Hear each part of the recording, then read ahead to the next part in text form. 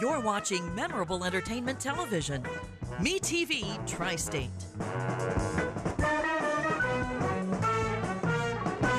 Broke the story on local homestead tax credit fiasco. Expose the Evansville Redevelopment Commission excessive spending habits. Your community watchdog. CityCountyObserver.com is your online community newspaper dedicated to the progress of Evansville and Vanderburgh County. We're a nonpartisan publication providing insight into political issues and events that shape our community. We are a watchdog for you, the citizen. Check us out online, city-countyobserver.com. That's city-countyobserver.com.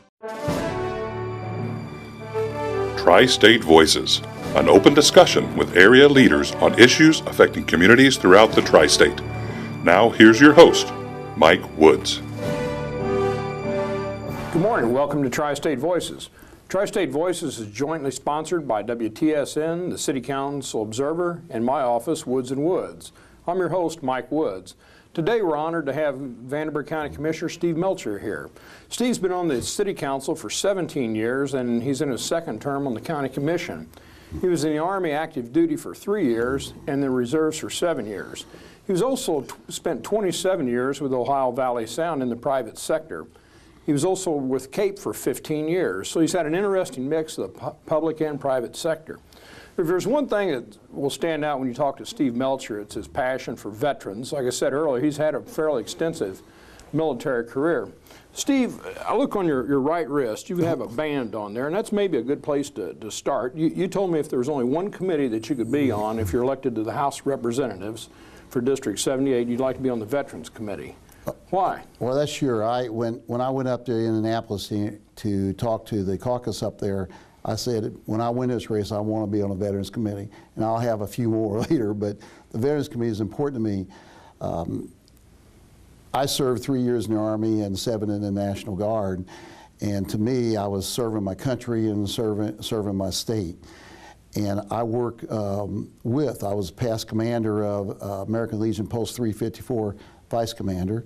I'm also their delegate on the Veterans Council.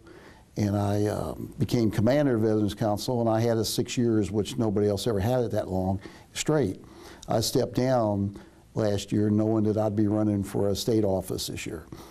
So, but I was thinking about running for a different state office, the Senate, but what happened, Suzanne Crouch gave her seat up and Jim Tomes ran again. So that left that seat open, and Tomes is military.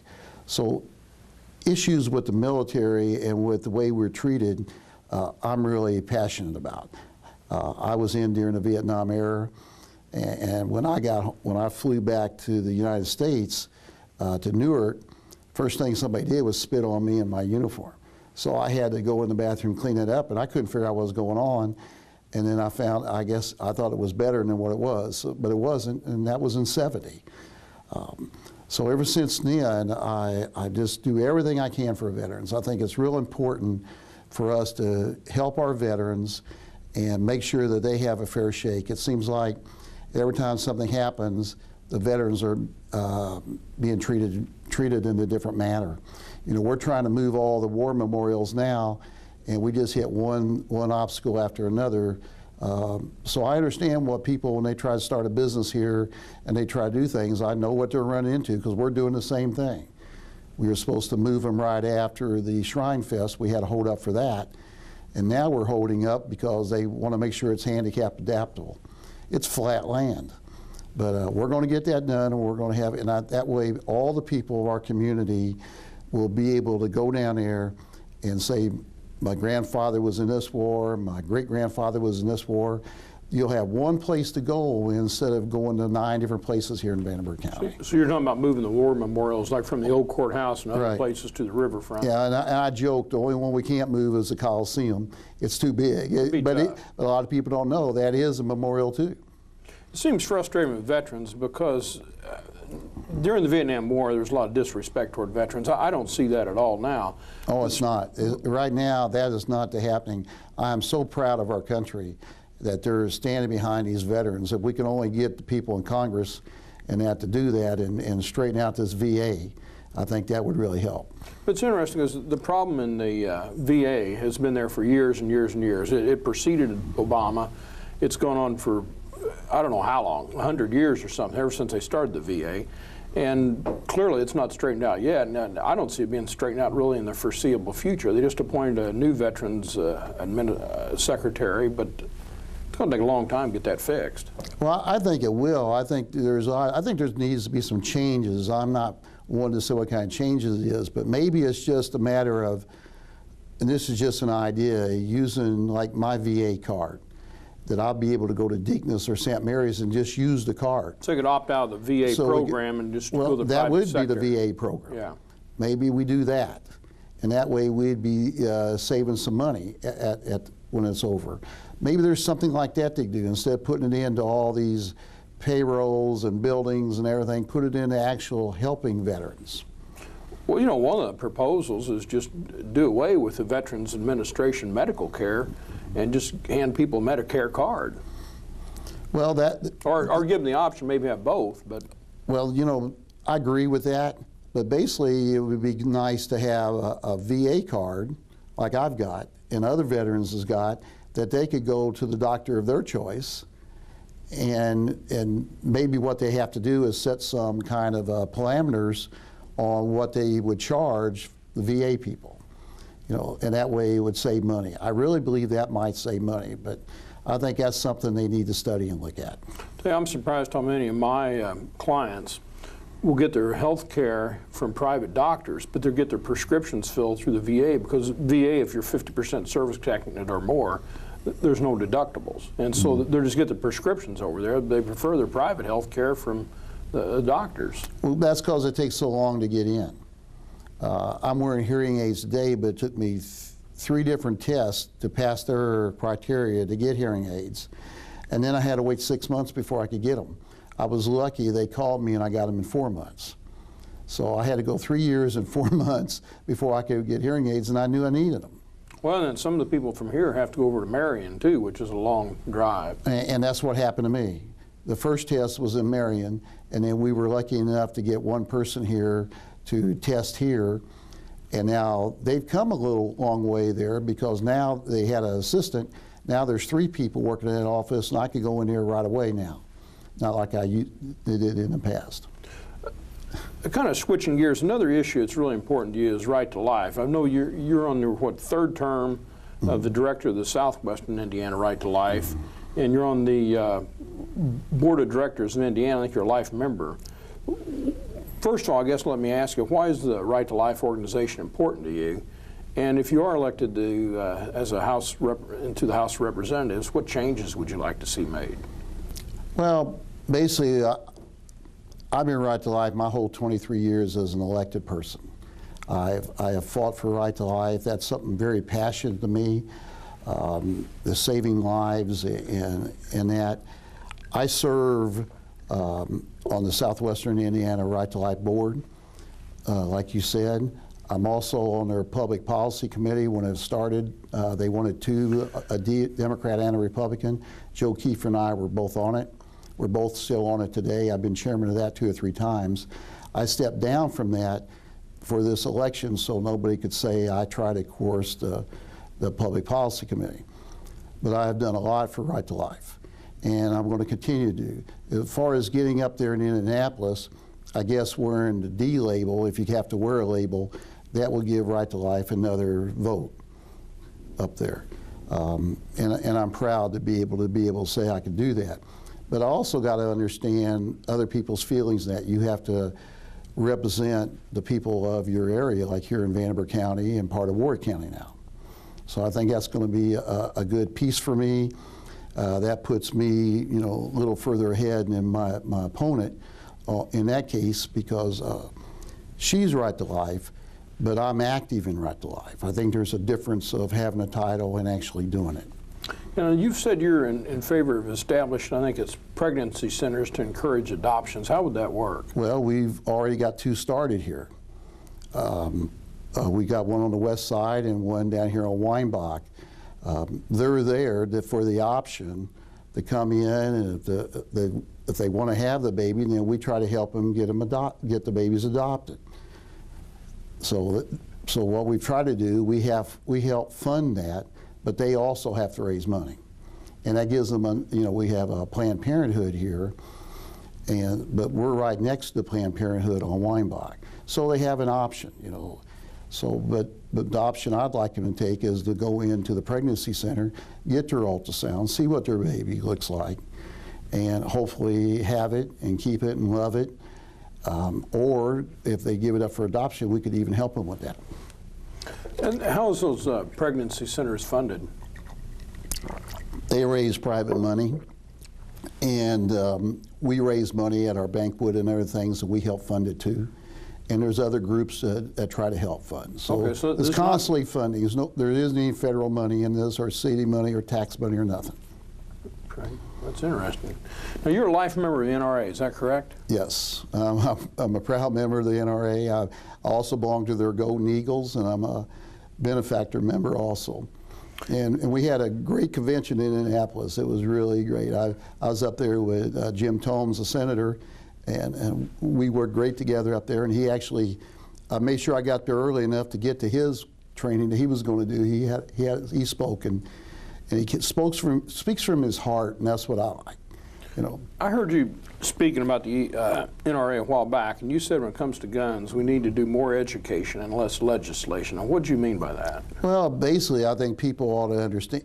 There is a saying that guns don't kill people; people do. And I think it's just a matter of educating people, give people the right. We have that right already, but it seems like we're trying to get it taken away from us, and every obstacle is. I don't think they'll ever get all the guns, and I think as long as somebody's a responsible citizen of this community or this country, why can't they have a gun if there's only certain instances that maybe they shouldn't have if they've got some kind of a problem mentally or something, I can understand that. But if they're a good taxpaying citizen and they follow the law, should they be penalized? No. So to me, that's what it's about. A lot of the NRA people they have these gun shoots. They go to. They do a lot of hunting. So it seems like this country, when one thing goes wrong, we go overboard. We want to take care of it. We don't want to be proactive. We want to be reactive. I'm not a reactive person. I want to be proactive on everything I do. So I just want to make sure that's clear, because I think that's what's important about, being a city councilman for 17 and 6 years, and then a state rep representing our area. Yeah. You mentioned before that you find it really offensive that it's still in our country that the women are paid less than men for the same job. Oh, right. If you go to you're shaking your head. You're pretty passionate about that. Oh, yes. Especially when you live with my wife, she's a prime example of somebody that really believes this is important too. She gets around and talks to a lot of people, and she's great, but yet she could work in the same job and makes 73 cents per the dollar that a male makes. Why is that? If a woman could do the job, what's wrong with her getting paid for that? I still respect women. I get up, I'm called old-fashioned, and when I worked at Cape, the boss always says, sit down, Steve, because I'd get up when a woman walked the room and I'd sit down when it was over. I respect women, but I also believe that if they could do the same job, then they should get paid the same amount of money. It's really strange here in southern Indiana. We've never had a woman be our representative of Congress. We've never had a female mayor. We only have one female full-time elected judge. In the state, we've never had a U.S. senator or a governor that was a female. Yeah, and see, why is that?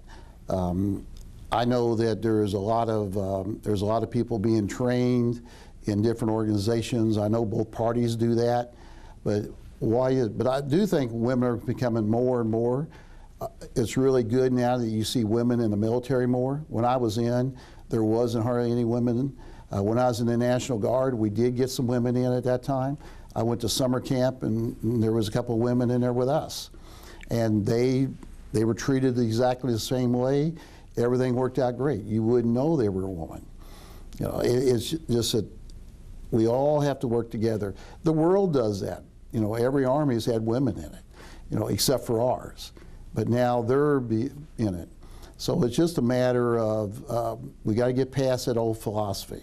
If a woman could do the job, let her do it. You know, it's kind of interesting. The military was one of the first parts of our society to desegregate on the basis of race, and really the military is way ahead of the rest of society about equal pay for equal work with regard to the sexes. Mm-hmm. I had the honor again to go to the local Veterans Women's organization here when they held it at U of E. I think they started out with about 30 people, and this year they had over 140. And they had a general, female general, that served 2 tours in Vietnam and 1 in Iraq. And she was there speaking, and I had the honor of reading a proclamation from Marcia Abel and Joe Kiefer, because they asked me to go and read it. That was the same day we did I did the proclamation at the courthouse for the Tan Son Nhut Association, which is the air base in Saigon that a lot of people worked out of. And we had, they got a monument, which is really a big, nice marble bench. It's going to be one of the best monuments down there when we move all the monuments. And they did that for their 20th anniversary. And that's an association that everybody that worked or anything around that air base can join it and reveal and talk about their experiences. I know you're really interested in education, and the voucher programs, I understand it last year, cost the state around $14 million. Those numbers are projected to go way up. The state doesn't really have a lot of extra money laying around. How is that voucher program going to be paid for in the future? Well, that's going to be a very interesting question, and I think those are questions that the state representatives and the senators ought to be asking. You know, when they came out with the voucher program, it took the tax money going to the public schools. Do we want our public schools to go down? No. We want people to be able to have the right to go to school they want to? Yes. According to the newspaper, there's a lot of people on the voucher program that could afford to go to a different school if they want to, but they're getting the vouchers. Maybe there ought to be some kind of requirement on what you make or something, because I do know in some of these poorer schools, that's the only chance that some of these kids have is the vouchers. But we got to find a way. The state legislator is going to have to learn one thing, especially if I go up there. They're going to have to learn where they're going to get the money to replace money they take away. So if they're going to take it away from the school corporation, they got to fund it with some other funding somehow. The first year they bragged that they saved $4 million or something like that. But now already in this 3rd or 4th year, we're up to, like you said, 14 million. What's going to be next year? Because more and more are getting over. I understand Indianapolis is the one that they're all coming out of. They're all dropping out of their public schools because I understand the public school system is not that strong up there. Well, there's the rest of the state of Indiana that maybe doesn't have that problem. So I think that's something that we need to look at. If Indianapolis has a problem, then Indianapolis needs to solve that problem. You know, what's kind of troubling about the voucher program, though, is the projections, how much more money it's going to be taking next year and year after year after. Mm-hmm. They're just all over the map. So where are they going to get that money? And they don't even know how much money it is. So they might have to think about cutting that. And they're also, you know, kindergarten, and they're talking about pre-K. I know what working for Kate for 15 years as a facility director, I know that Head Start works. I've seen it work. I've seen kids come all the way around. Head Start is different than what's really going on. Because Head Start, the teachers have to go talk to the parents at home. And if the parents don't have an education, we get them into the Learning Center so they get their GED. So it's a wraparound model. What do we need to do to attract stable, high-paying jobs here in southern Indiana? Well, what we're hurting for, and it's all over, and I heard the Lieutenant Governor say this at the Rotary the other day, but basically we have to get some training for skilled jobs. The day of a 4-year degree doesn't really mean too much anymore. I think I've seen a clip on it in a meeting, and the clip, this gentleman is saying that somehow there's like 60% of the kids graduate go to a 4-year degree now, where it used to be only about 6 or 8%. But now that there's 60% going, once they go, they don't have a job after it's over because the job in their fields is not there. So what we need to do is like let's just take one of our companies. I understand Berry Plastics is one of them. They're having a hard time keeping their maintenance people, which are skilled mechanics and electronics, keeping all their machinery going. And they won't let them retire. They give them bonuses and everything they can to stay there. So we need to hook up on Lynch Road, and this has been talked about already, seeing how we could start training some kids now that qualify, or even the ones that are 20 years old, 30 years old, or a returning veteran that's had some mechanical work. Get them trained to take over these jobs so these seniors can retire and have a nice life and let somebody else have that job. I think that's something we need to do, is start looking at things like that. And there's been some tax cuts recently for corporations, and you've said before that you thought that more of those tax cuts ought to go to homeowners and not corporations. Is that a fair description of your position? Oh yes, on Senate Bill 1, and I think this is a good lesson for the state of Indiana. When they passed to do away with the corporate taxes on personal property for businesses, that took away $20 million from Vanderburgh County. And when you vote for the Senate Bill 1, which my opponent did, she took $20 million out of Vanderburgh County. The Indianapolis Star shocked everybody the next day after the bill was passed and gave off every county how much money they were going to lose. For the state of Indiana, it's $1 billion. So what the state needs to do is come up with $1 billion to replace that taxes. We already give businesses tax abatement. So when they come in, let's just make it easy. If we're going to give them tax abatement, and we give them a 10-year tax abatement, they're actually only paying 50% of what they should be paying over a 10-year period instead of 100%. But the idea is that's all new taxes, so it's not money we've lost. It even took me a while to figure that out when I first got on the city council, because I was against tax abatements. They're really good because they help get the business off the ground and they start paying their fair share in the 11th year. So what the state did when they found out all this, they slowed everything down and they decided to pass another bill to let counties decide if we're going to continue to do what we're doing now and go ahead and charge them the property taxes, or we could not do that. Unfortunately, in our county, 74% of the tax board is the city council. So the school corporation, the libraries, and the county is all after whatever the city decides to do. But I'm sure that they will not vote to do away with those taxes because they need them. Who makes up that difference? We, the taxpayer, makes up that difference. They also allowed on that same bill was to give zero taxes for 20 years on their taxes. So we would let a company come in, have them pay no taxes for 20 years, and they brag, well, you could do something with the local offset income tax, and that's what you're going to get from the employees. Well, I know that can't work because we've been trying for 2 years to raise the 0.25% for out-of-state workers. Where, like, if you and I worked in a plant or anywhere, right here in your office, you're paying 1% because you live in Vanderburgh County. So you're paying 1% of your income. If I lived in Kentucky or Illinois, Michigan, or Ohio, I'm only paying 0.25%. I'm taking home more money than you, and we're making the same amount of money. So our Hoosiers are paying more, and they won't let us raise that to 1. All we want to do is raise it to 1 that shows that everybody is treated equal in the state of Indiana. Kentucky does that.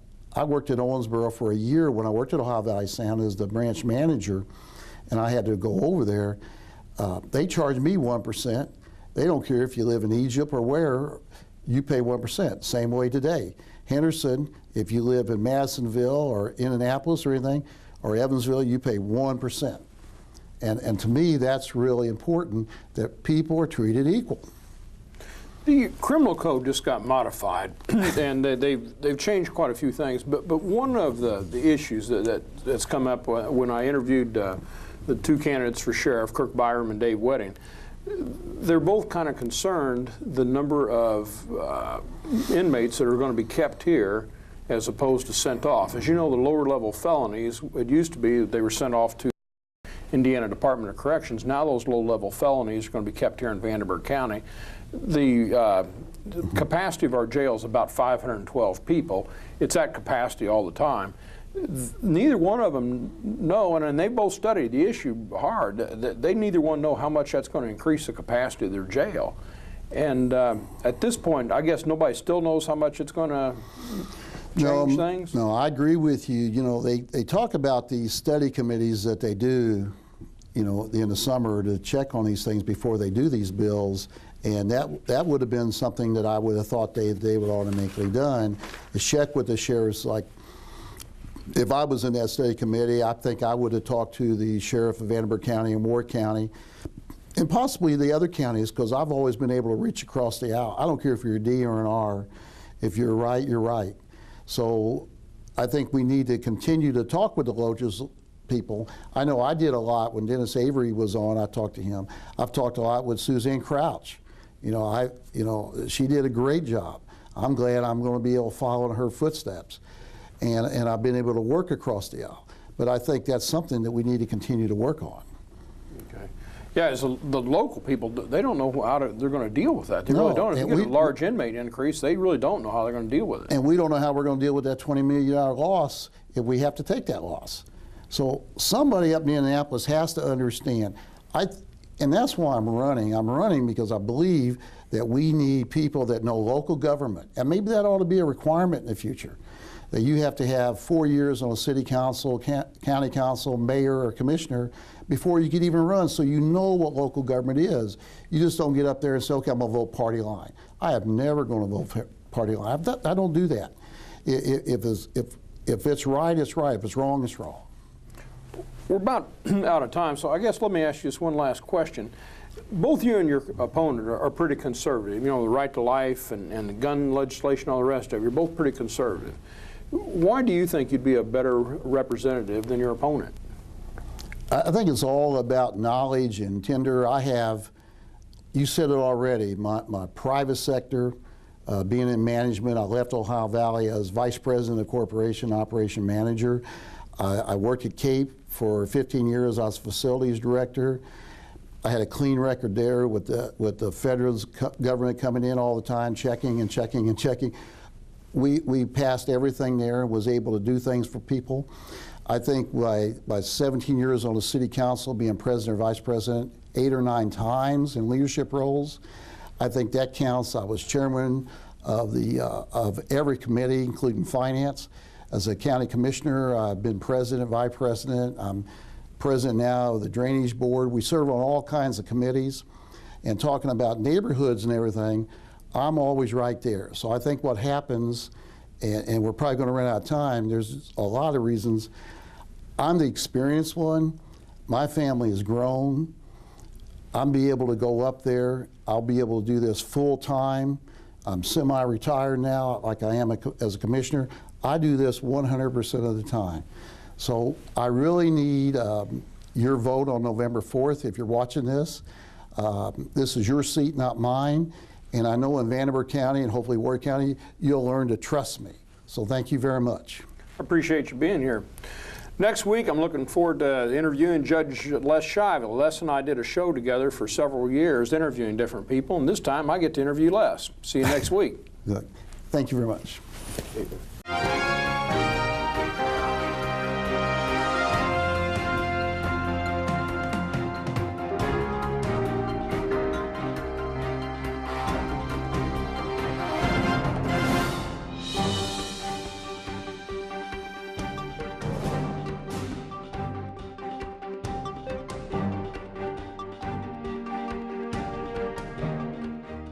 This year in the Tri-State, 1 out of 8 people will be in an accident. Would you know what to do? Pain and suffering, lost time if you're working. When you call Woods & Woods, you are not a statistic. You are our client, and we will fight to get the money you deserve. If you're in an accident, call Woods & Woods if you want justice. If you've been injured, call 1-800-544-2108. Let Woods & Woods work for you. You don't owe us a dime unless we win your case. You're watching memorable entertainment television. Me TV Tri-State.